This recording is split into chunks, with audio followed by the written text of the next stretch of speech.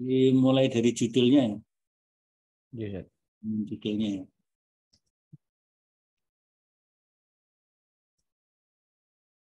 Ya, silakan bisa dimulai. Ya, bismillahirrahmanirrahim. Assalamualaikum warahmatullahi wabarakatuh. Waalaikumsalam warahmatullahi wabarakatuh. Alhamdulillahirrahmanirrahim. Wassalatu wassalamu ala asyrafil anbiya wal mursalin wa ala alihi wa ashabihi wa man tabi'ahum bi ihsanin ila yaumiddin. Ustaz Syamsul Hidayat yang kami hormati dan Ustaz Irfan, teman seperjuangan yang saya banggakan. Mudah-mudahan Allah Subhanahu wa taala senantiasa memberikan kepada kita kesehatan dan keberkahan. Bismillah, dalam seminar proposal kali ini saya akan menyampaikan terkait dengan proposal penelitian saya dengan judul Pola Pendidikan Islam dalam Tartib Nuzul Al-Quran dan Dampaknya pada Psikologi Masyarakat. Adapun latar belakang yang menjadi penelitian ini bahwa Al-Quran tidak serta-merta turun di ruang hampa. Artinya di dalam Al-Quran itu terjadi dialog dua arah yang seimbang antara Al-Quran dan realitas masyarakat ketika itu. Al-Quran datang mengusung dan menjunjung tinggi metode ilmiah sehingga mampu menciptakan iklim yang kondusif untuk berpikir logis dan mampu mendorong lahirnya pemikiran-pemikiran yang berguna bagi peradaban. Hanya saja Al-Quran memang perlu dan harus terus didialogkan dengan setiap zaman untuk memecahkan berbagai persoalan kekinian. Karena kehadiran Al-Quran sejalan dengan misi diutusnya Nabi Muhammad, yaitu sebagai rahmatan lil alamin.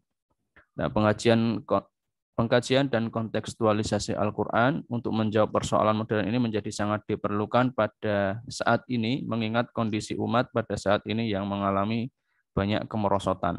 Tantangan yang dihadapi umat semakin kompleks, sehingga Al-Attas berpandangan bahwa umat Islam saat ini sedang menghadapi dua tantangan besar. Pertama, tantangan yang muncul karena faktor eksternal berupa tantangan religius, kultural dan sosiopolitik yang datang dari dunia barat. Kemudian kedua, tantangan dari tubuh internal umat Islam sendiri. Dalam hal ini Al-Attas merinci menjadi tiga problem utama, yaitu kekeliruan dan kerusakan ilmu, confusion of knowledge, hilangnya adab atau the loss of adab, dan munculnya pemimpin yang tidak kompeten dalam memikul amanahnya. Dampak dari tantangan yang dihadapi umat saat ini adalah lahirnya zulm atau kezaliman, al-humq, kebodohan, dan junun, kegilaan. Jika melihat kembali fase penurunan Al-Quran, di sana terdapat pola bagaimana Al-Quran mengentaskan persoalan keumatan pada saat itu. Al-Quran yang turun secara bertahap mengisyaratkan adanya pengajaran tentang bagaimana pola pendidikan yang ideal untuk membawa masyarakat yang jahiliyah kepada peradaban yang madani. Untuk membaca bagaimana pola pendidikan itu, bisa didekati dengan penafsiran yang mengikuti pola turunnya wahyu. Penafsiran dengan metode nuzuli ini juga pernah dilakukan oleh Izzat Darwazah dalam membaca bagaimana sirah perjalanan Nabi Muhammad. Dalam penelitian yang akan dilakukan kali ini, ia juga akan menggunakan pola yang sama dengan yang digunakan oleh Izzat Darwazah. Hanya saja metode tersebut digunakan untuk membaca bagaimana pola Al-Quran mendidik masyarakat pada masa itu. Sedikitnya ada dua alasan yang menjadi dasar kenapa penelitian ini merasa perlu atau menarik untuk dilakukan. Yang pertama, jika melihat kondisi masyarakat Arab pra-Islam dengan berbagai kasus yang ada dan realita yang ada saat ini, ada kesamaan di sana. Terlihat ada indikasi kesamaan, yaitu adanya kekeliruan dan kerusakan ilmu, hilangnya adab, dan munculnya pemimpin yang tidak kompeten dalam memikul amanahnya. Kemudian pengkajian Al-Quran. Alasan yang kedua, pengkajian Al-Quran dengan pendekatan berdasarkan urutan turunnya wahyu ini masih sangat jarang dilakukan. Adapun rumusan masalah, yang pertama, bagaimana pola pendidikan Islam berdasarkan tartib nuzul Al-Quran. Kemudian bagaimana dampak pola pendidikan Islam berdasarkan tartib nuzul Al-Quran. Kemudian yang ketiga, bagaimana kontekstualisasi pemahaman terhadap pola pendidikan Islam berdasarkan tartib nuzul Al-Quran dalam konteks kekinian atau masa kini. Kemudian tujuan penelitiannya untuk mengkaji bagaimana pola pendidikan Islam memperbaiki tatanan masyarakat berdasarkan tartib nuzul Al-Quran. Kemudian yang kedua untuk mengkaji bagaimana dampak pendidikan Islam berdasarkan tertib nuzul Al-Quran terhadap psikologi sosial masyarakat. Kemudian yang ketiga, untuk mendeskripsikan bagaimana kontekstualisasi pemahaman terhadap pola pendidikan Islam berdasarkan tertib nuzul Al-Quran dalam konteks pendidikan masa kini. Kemudian selanjutnya telaah pustaka. Yang pertama, kitab dari Said Qutb dengan yang terbit 2006 dengan judul Masyahidul Qiyamah fil Quran yang diterbitkan oleh Darus Syuruk di Mesir. Dalam kitab ini, Said Qutb memaparkan kompleksitas Al-Quran dalam membahas tentang hari kiamat. Pendekatan yang digunakan oleh Said Qutb dalam hal ini mengikuti pola turunnya wahyu. Perbedaan penelitian ini hanya saja Said Qutb menitikberatkan penelitiannya pada tema kiamat, sedangkan dengan penelitian yang akan dilakukan ini menitikberatkan pada pola pendidikan dalam Al-Quran. Kemudian yang kedua, penelitian buku karya Quraisy Shihab dengan judul Tafsir Al-Quran Al-Karim, tafsir atas surat-surat pendek berdasarkan urutan turunnya wahyu yang diterbitkan oleh Pustaka Hidayah. Dalam buku ini, Quraisy Shihab mengambil 24 surat Makkiyah yang ditafsirkan berdasarkan pola sistematika turunnya wahyu. Penelitian yang akan dilakukan ini menggunakan metode yang sama, yaitu dengan pendekatan turunnya wahyu, hanya saja tema atau bahasan yang dilakukan pada penelitian ini lebih menitikberatkan kepada pola pendidikan Islamnya. Adapun penelitian yang dilakukan oleh Quraisy Shihab menitikberatkan pada perjalanan untuk membaca bagaimana perjalanan sirah Nabi Muhammad SAW.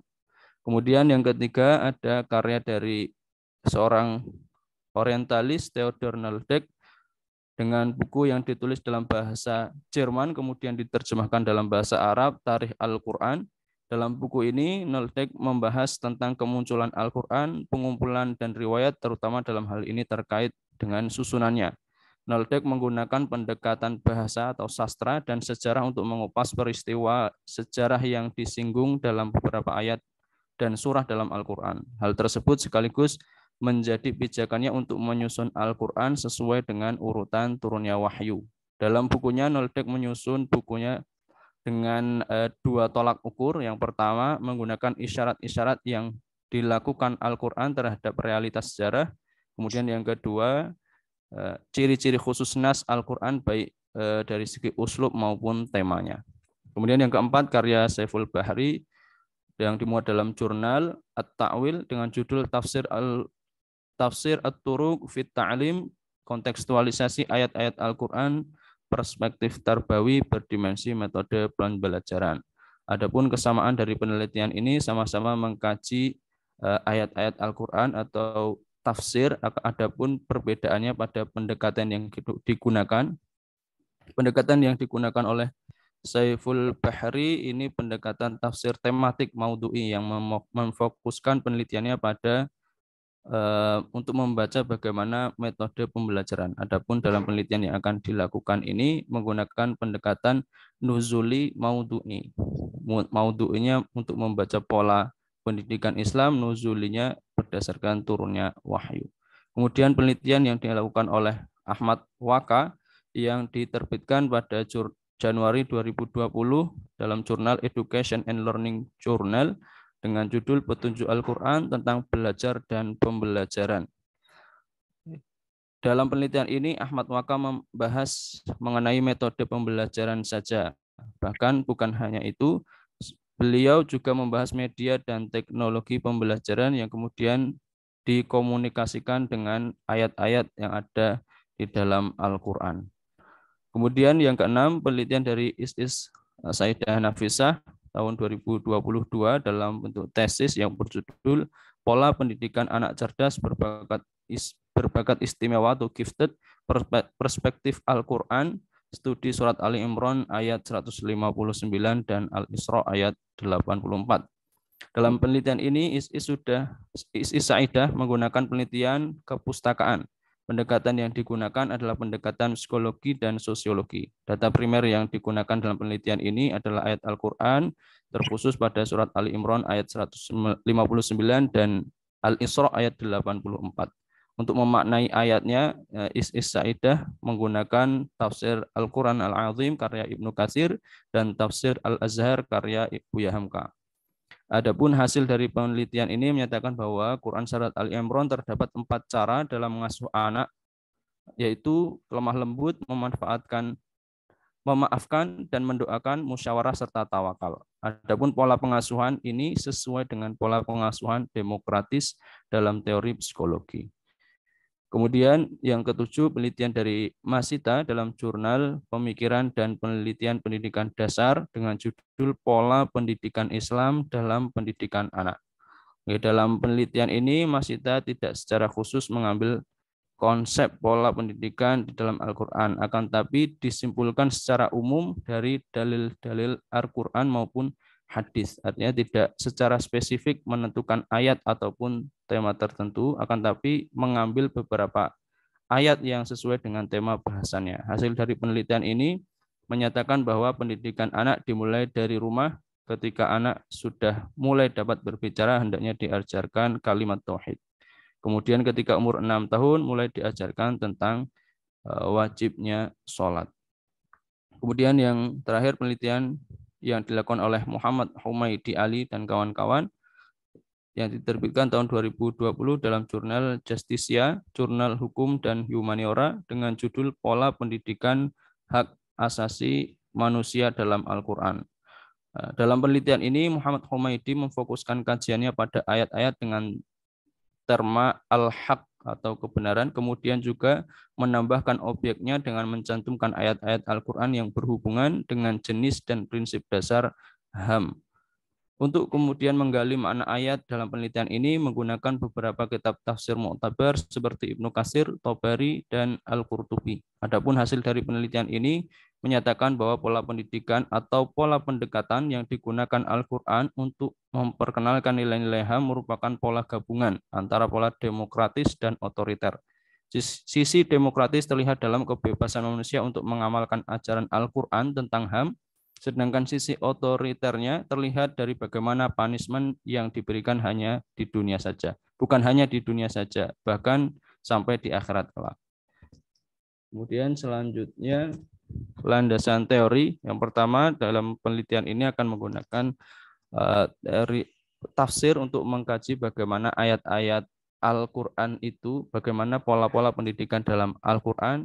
Untuk mengkaji ayat-ayatnya menggunakan pendekatan tafsir. Adapun tafsir yang digunakan dalam penelitian ini adalah tafsir nuzuli maudhu'i dengan mengikuti tertib turunnya wahyu Al-Quran sebagaimana pendekatan yang digunakan oleh Izzat Darwaza. Adapun polanya mengikuti pola yang digunakan oleh Izzat Darwaza, di mana Izzat Darwaza membagi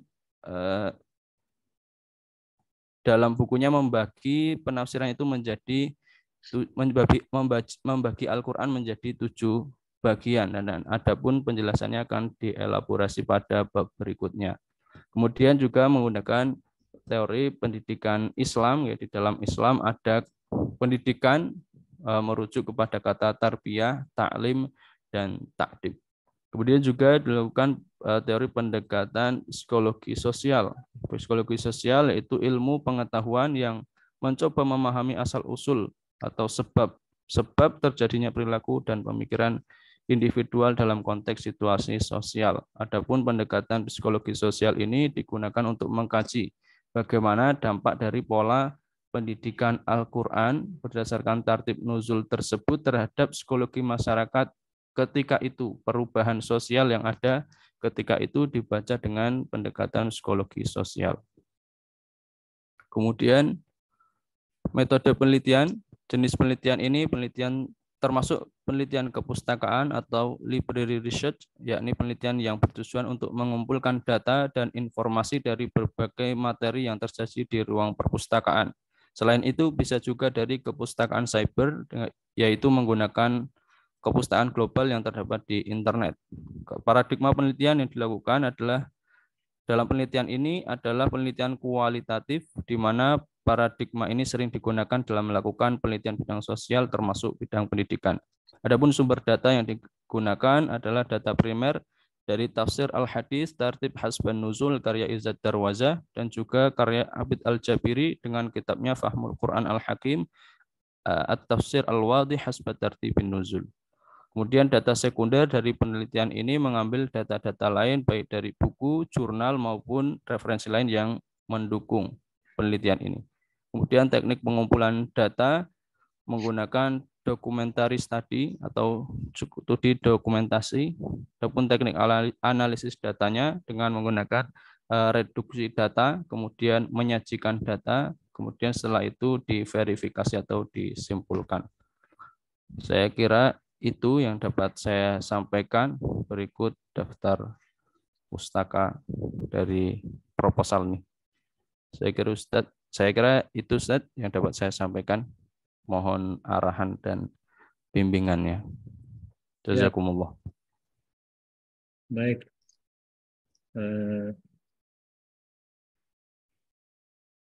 Yang pertama yang perlu saya sampaikan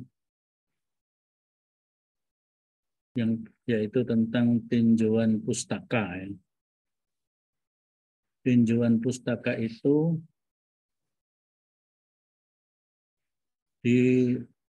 diutamakan kepada hasil-hasil penelitian, ya, bukan buku teks, tapi hasil-hasil penelitian, terutama yang sudah ada di dalam jurnal ilmiah. Jadi kalau jurnal itu pasti penelitian. Tapi kalau buku belum tentu penelitian. Kalau buku teks itu belum tentu penelitian. Ya. Tapi kalau jurnal itu pasti penelitian.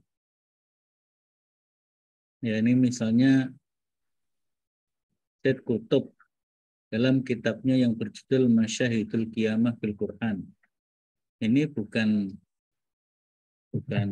penelitian, betul riset, itu bukan, tapi beliau menulis buku, gitu ya. Menulis buku. Nah, kalau yang seperti ini nanti dipakai untuk pendalaman kajian teori, ya. Yang buku-buku referensi itu untuk pendalaman kajian teori. Tapi tinjauan pustaka itu lebih kepada yang jurnal-jurnal atau tesis atau disertasi atau penelitian-penelitian yang bukan dari tesis tapi penelitian independen yang biasanya outputnya sekarang itu penelitian itu outputnya adalah jurnal ilmiah. Juga ini Pak Quraish Shihab, Tafsir Quran Al-Karim, ini kan bukan penelitian, tapi kitab tafsir yang ditulis oleh beliau. Jadi ini tidak masuk dalam tinjauan pustaka harusnya, tapi ini kalau mau dimasukkan adalah dalam kajian teori. Kajian teori. Theodor Noldek, ini juga buku kan? Iya, Teks. Jadi yang seperti itu dipindahkan ke kajian teori. Oh, iya, Referensi untuk kajian teori. Itu seperti punya Pak Saiful Bahri ini dalam jurnal At-Ta'wil. Nah, ini baru ini namanya tinjauan pustaka. Jadi betul-betul hasil sebuah riset, hasil penelitian, prosesnya seperti apa, hasilnya seperti apa, temanya seperti apa, beda dari tema yang diangkat oleh Mas Estu itu seperti apa bedanya. Kesamaannya di mana, bedanya di mana. Jadi, dan yang dipilih tema-tema penelitian yang memang mirip dengan penelitiannya Mas Estu. Jadi jangan terlalu jauh bedanya, ya. Tapi yang berdekatan mirip. Mirip itu misalnya di sini kan tentang pola pendidikan Islam. Misalnya kalau dalam tartib nuzul Quran mungkin jarang. sulit. Jadi pola pendidikan perspektif Al-Quran misalnya kan begitu. Yang merupakan penelitian ya. Perspektif Al-Quran di mana kan mungkin ada gitu kan. Ada penelitian seperti itu misalnya itu masuk. Nah, ini petunjuk Quran tentang belajar dan pembelajaran mungkin bisa tapi agak jauh. Tapi kalau mungkin sistem pendidikan Islam dalam Al-Quran dan penerapannya di lembaga mana, misalnya kan begitu, atau apa kan bisa juga. Itu mungkin untuk perbaikan telaah pustaka atau tinjauan pustaka dan kajian teoritiknya. Nah, ini misalnya ada pola pendidikan Islam pada dalam pendidikan anak. Ini ada tentang pola pendidikannya ya. Ada unsur kesamaannya atau kemiripannya. Bisa juga ini tesis ya, tesis dari Saidah Nafisah. Pola pendidikan anak cerdas berbakat istimewa perspektif Al-Qur'an. Nah, ini boleh lah ini. Sebagai apa namanya? Pembanding dari penelitian yang diangkat oleh Mas Astu. Ini juga Humaydi. Tapi kalau yang tadi yang buku teks tadi tidak masuk di sini kalau saya. Ustaz. Untuk pendalaman pengkajian teoritik. Kemudian metode penelitian. Bentar, landasan teori. Oh ini ketikanya hilang ini. Landasan teori.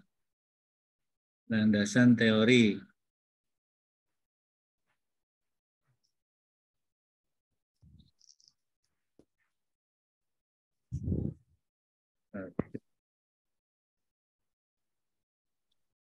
Landasan teori.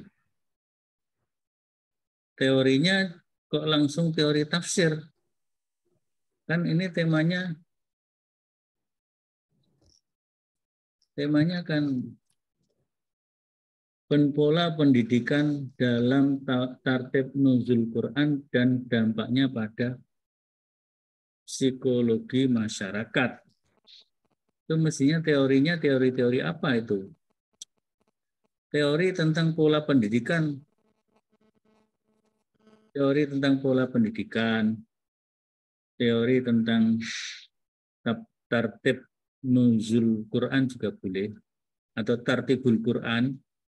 Misalnya tartibul Quran itu ada tartib nuzuli, ada tartib apa namanya Suar.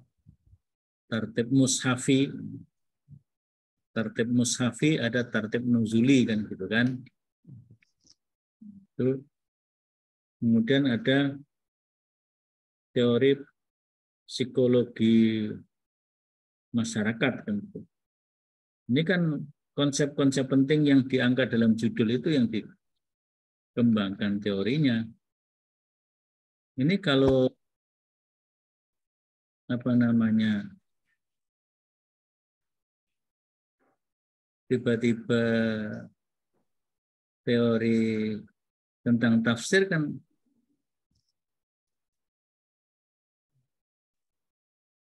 karena di dalam konteks judulnya tidak ada konsep tafsir ya, tidak ada konsep tafsir. Jadi yang pertama harus pola pendidikannya dulu. Pola pendidikannya dulu, baru kalau ada tafsir nggak apa-apa. Tafsir dalam konteks tadi tartib nuzuli maudhu'i kan, saya kan begitu kan. Jadi itu sebagai mayornya kan pola pendidikan Islamnya. Nah, sedangkan tafsir ini sebagai tinjauannya kan gitu kan. Termasuk psikologi juga tinjauannya. Jadi jangan didahulukan tafsirnya. Tapi yang didahulukan adalah pola pendidikannya. pola pendidikan Islamnya, apalagi memang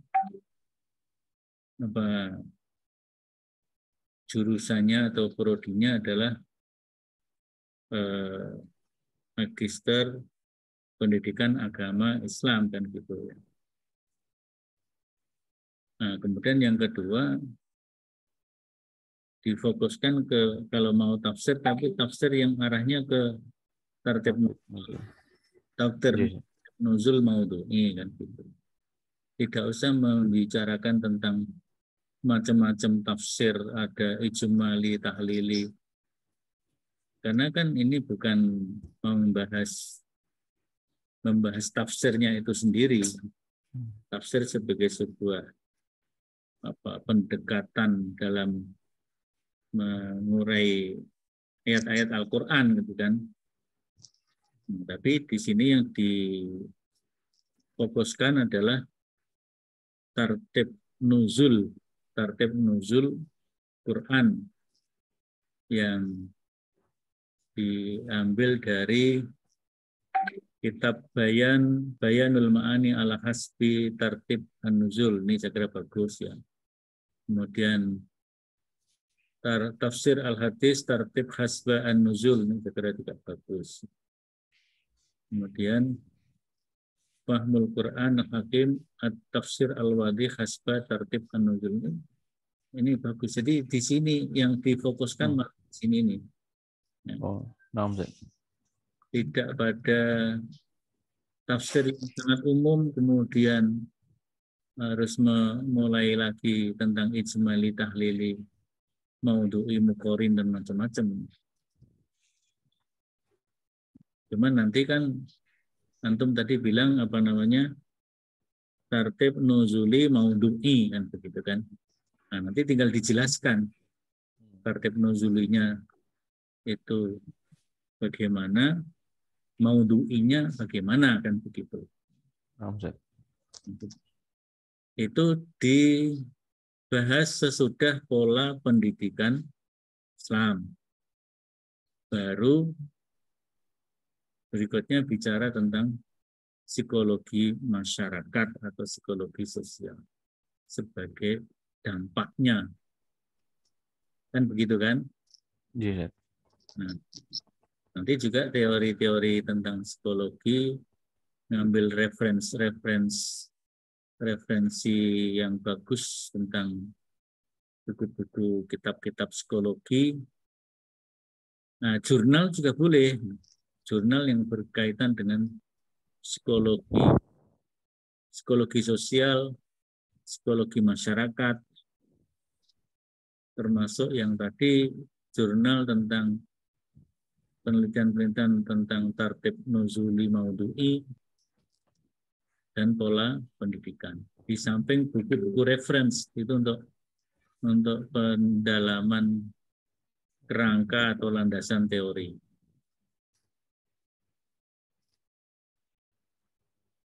Metode penelitian library research, oke.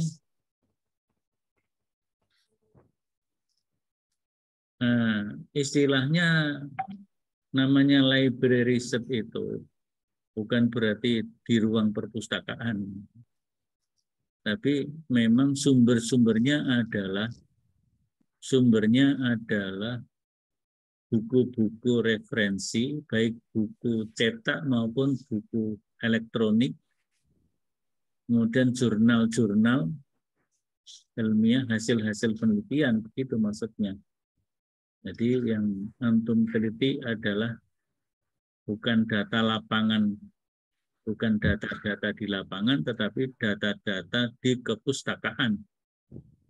Nah, itu bisa cyber, bisa apa, tapi kalau saudara memfokuskan tersaji di ruang perpustakaan dan di cyber seolah-olah kan membatasi. Pokoknya namanya library research itu peneliti tidak terjun di lapangan, tapi peneliti mengorek-ngorek buku-buku referensi dan jurnal-jurnal hasil penelitian. Itu tentang library research.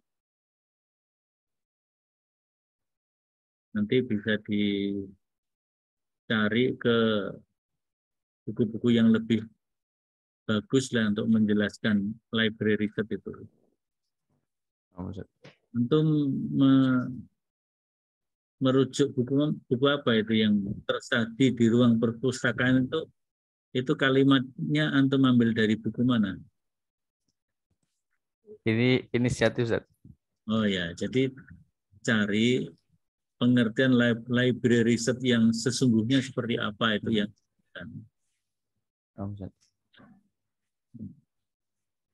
kemudian paradigma, oke.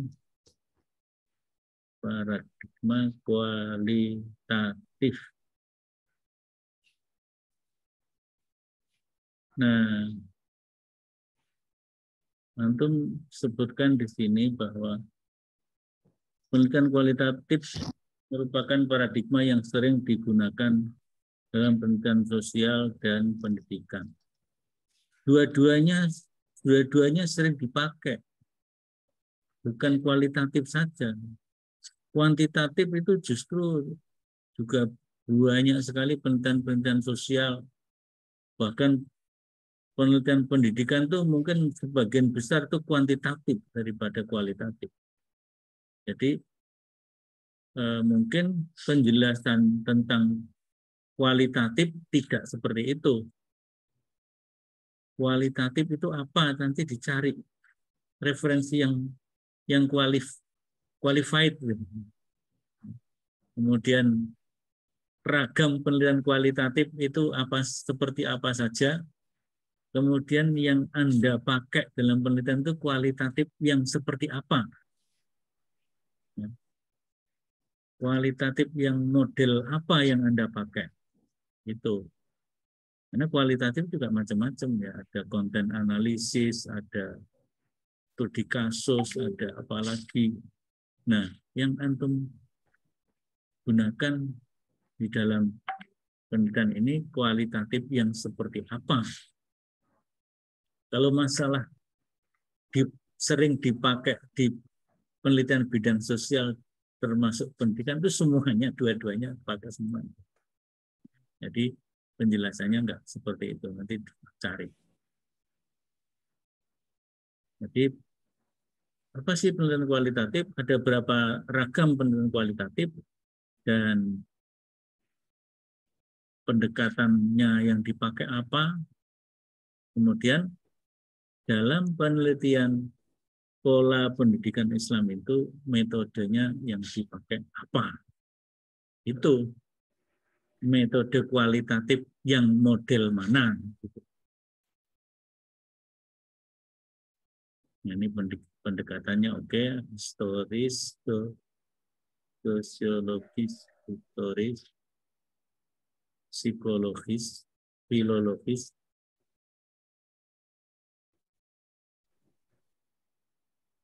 Nah, istilah-istilah ini harus dipahami betul. Teoritisnya seperti apa, operasionalnya seperti apa. Kalau memang tidak tepat, ya cari yang tepat. Apakah betul penelitian antum ini nanti penelitian filologis? Dan filologis itu seperti apa? Itu ya, harus ini apa namanya? Dicermati betul.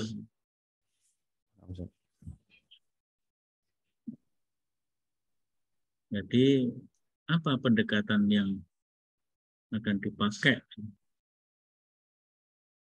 Ragam-ragam pendekatan dalam penelitian kualitatif.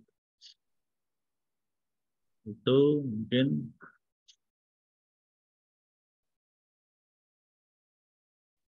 nah ini data primer. Data primer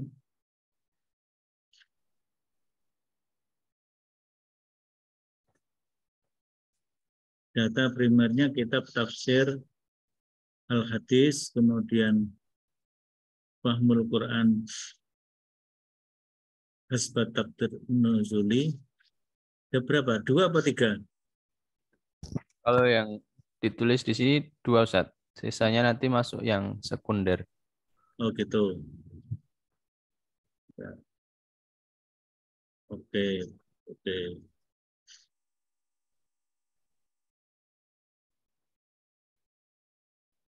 Baik, jadi itu kemudian data sekundernya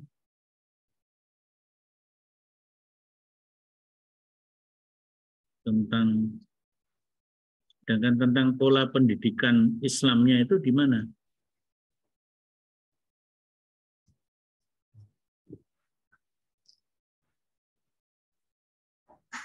Jadi antum mencari pola-pola pendidikan Islam dalam kajian ayat-ayat yang ada di dalam tafsir. Yang pertama tafsir Al-Hadis, yang kedua Fahmul Quran Al-Hakim, itu gitu ya. Ya Ustaz, yang pertama tafsir Al-Hadis ini untuk membaca mengambil format format yang digunakan Darwaza untuk memetakan ayatnya Ustaz. Lalu dari pemetaan yang dipakai Darwaza itu dibaca pola-polanya. Oke. Jadi nanti yang di sekunder ini buku-buku referensi jurnal tentang pendidikannya mesti ada loh, ya. Tentang psikologi dan pendidikan itu sebagai sumber sekundernya mesti ada itu. Harus disebutkan spesifik begitu Ustaz? Iya, harus ada. Oh. Tentang pola pendidikan macam-macamnya harus ada di data sekunder ini. Karena kan ada konsep penting di situ, pola pendidikan Islam. Itu subjek objek penelitian. Ini maksudnya antum memasukkan subjudul subjek objek penelitian itu apa? Ikuti yang di buku panduan Ustaz. Buku panduan dari Pasca. Iya Ustaz. Di situ ada poin yang kelima, subjek dan objek penelitian. Nah, untuk pengaplikasiannya itu untuk yang lapangan atau bukan non lapangan saya masih belum paham, makanya saya cantumkan. Nah, ini objeknya yang mana, subjeknya yang mana?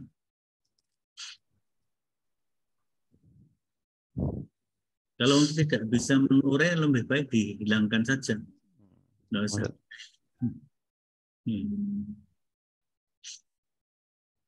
Langsung teknik pengumpulan data.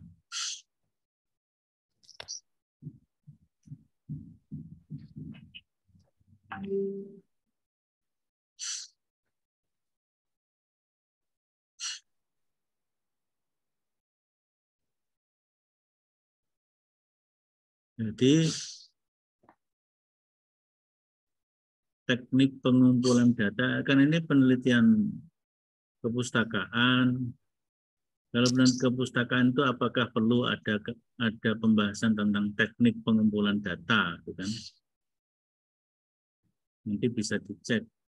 Kalau dalam studi kepustakaan itu sebenarnya cukup bicara tentang sumber primer dan sumber sekunder, itu sudah selesai. Kemudian baru teknik analisis. Karena otomatis pengumpulan data itu sudah otomatis kalau namanya studi kepustakaan itu. Pengumpulan data itu ya pengumpulan data-data kepustakaan kan begitu kan. Beda kalau itu penelitian lapangan, teknik pengumpulannya menggunakan wawancara, menggunakan focus group discussion, menggunakan observasi, menggunakan dokumen-dokumen, kan? Kalau Kalau kepustakaan itu kan memang kita hanya bergelut dengan buku, dengan jurnal, dengan manuskrip kan begitu kan. Nah, jadi nanti diperbaiki. Apakah perlu bicara tentang teknik pengumpulan data? Teknik analisis data. Oke. Saya kira itu oke. Sistematika, pendahuluan,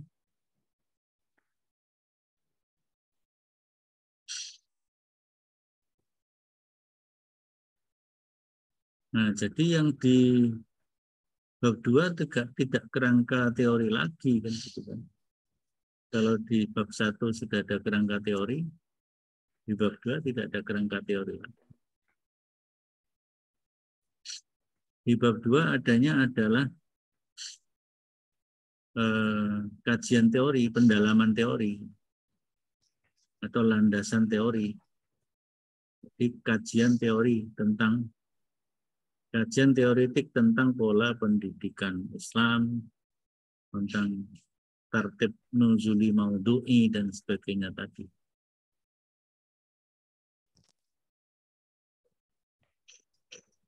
Kemudian bab 3 apa ini? Bab 3 pemaparan ya, pemaparan hasil penelitian. Bab 4-nya analisisnya, bab 5 kesimpulan. Oke.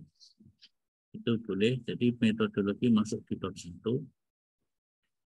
Bab 1 memang menampilkan kerangka teori. Kerangka itu tentu disajikan dalam durasi yang lebih singkat padat. Tapi kalau di bab 2 kajian teoritik, landasan teori itu penjabaran dari kerangka teori. Jadi di sini jangan mengulang kerangka teori lagi. Ya, saya kira itu catatan dari saya.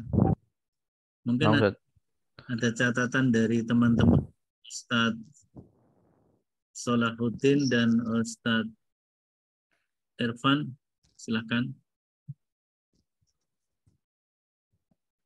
Ustadz Irfan, barangkali Ustadz. Jazakumullah sebelumnya Ustadz Samsul. Masya Allah, alhamdulillah. Banyak masukannya nih. Ustadz Irfan boleh beri masukan. Tadi sudah di chat Ustadz. Oh, nah Ustadz. Yang referensi metode penelitian ya. Oh, sudah ada di chat ya? Oh ya. Baik. Mungkin Ustadz Salah. Ustadz Salahuddin, betul? Saya mungkin sam'an wa ta'atan aja Ustaz. Sedang mendengar karena tadi saya hanya terakhir dari mengikutinya. Afwan. Ustadz Salahuddin sudah seminar proposal belum? Siapa? Sudah seminar proposal? Belum Ustaz. Nah, kalau bisa segera dibuat proposalnya, diajukan. Sekarang ini Ustaz. Sudah dapat pembimbing belum? Antum Ustaz. Ya, makanya dibuat. Segera Siap, ini sedang menyusun Ustaz. Insya Allah qariban. Jangan lambat-lambat ya. Siap Ustaz. Baik, kalau begitu, kalau sudah cukup, berarti Mas Estu nanti untuk memberikan perbaikan-perbaikan yang perlu ditata ulang, mulai dari tinjauan pustaka tadi, kemudian memposisikan buku-buku reference untuk ditarik ke bab 2 untuk pendalaman teorinya. Kemudian tentang metode penelitian tadi perlu namanya libraries itu apa sih? Kemudian penelitian kualitatif itu ada berapa model dan yang mau dipakai itu model yang mana. Itu aja. Oke, saya kira cukup untuk seminar proposal hari ini. Nanti catatan-catatan saya buat, saya kirim ke Mas Alfian, ke TU atau admin. Nanti Mas Estu akan dapat tembusan dari sana. Oh, nggih, na'am Ustaz. Jazakumullah Ustaz. Tapi saya kira ini sudah dicatat ya. Sudah, Ya, Ustaz. Sudah catat. untuk diperbaiki. Untuk update tetap via psikologi ya, Ustaz? Iya, bagus. Ya, psikologi. Biar terus terdokumen semuanya, perkembangan itu terdokumen. Baik, Ustaz. Nanti kita masuk ke mana, Ustaz? Kalau yang saya nih, sekalian mau tanya, Ustaz, izin tanya ini. Terkait yang untuk yang ke-1, ke-2 itu, untuk yang bab 1, 2, 3-nya, tetap psikologi ya? Iya, ya. Kan kalau di psikologi itu, coba saya buka.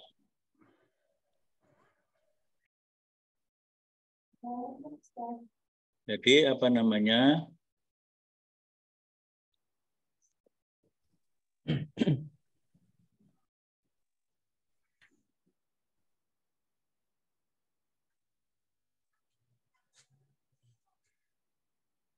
Nah, ini kok lambat ya?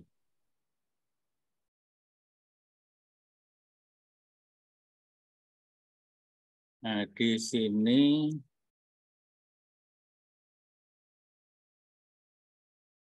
kan ini ada, belum tampil ya?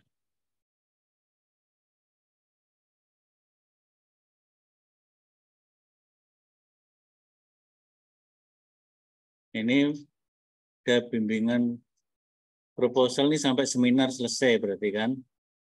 Terus tahap 2 berarti sudah masuk pada penulisannya. Tahap 3, tahap 4, terus gitu aja. Nanti dia tidak harus sampai 7 ya. Kalau sampai tahap berapa udah selesai, sudah bimbingan akhir gitu aja. Jadi ini saya beri sampai 8 sampai berapa ini? 1, 2, 3, 4, 5, 6, 7, 8, 9. Ya itu tahapan-tahapan. Tapi misalnya cuma sampai 7 udah selesai ya nggak apa-apa. Saya kira gitu ya. Kita cukupkan. Ustaz Fatur langsung bisa memproses penelitiannya untuk membuat tesis dan nanti artikel jurnalnya. Kemudian Ustadz Estu juga begitu, diperbaiki proposal sambil jalan. Berikutnya Ustadz Solahuddin segera dibuat proposalnya ya. Biar segera seminar dan nanti cepat selesai tepat waktu. Kelulusan tepat waktu. KTW ini penting, ini sekarang diperjuangkan KTW. Kelulusan. Baik, saya kira itu kita cukupkan untuk pertemuan seminar pagi hari ini. Kita tutup bersama dengan kafaratul majlis. Subhanallah wa bihamdika asyhadu an la ilaha illa anta astaghfiruka wa atubu ilaik. Intinya judulnya dan tema penelitian Mas Estu layak untuk ditindaklanjuti dengan perbaikan-perbaikan. Alhamdulillah. Alhamdulillah. Jazakumullah Ustaz. Kita akhiri. Assalamualaikum warahmatullahi wabarakatuh. Waalaikumsalam warahmatullahi wabarakatuh. Izin live Ustaz. Ya, sama-sama. Syukran jazakumullah khairan. Barakallahu fikum. Amin. Assalamualaikum. Assalamualaikum warahmatullahi wabarakatuh. Izin live juga Ustaz, sehat-sehat mudah-mudahan. Okay.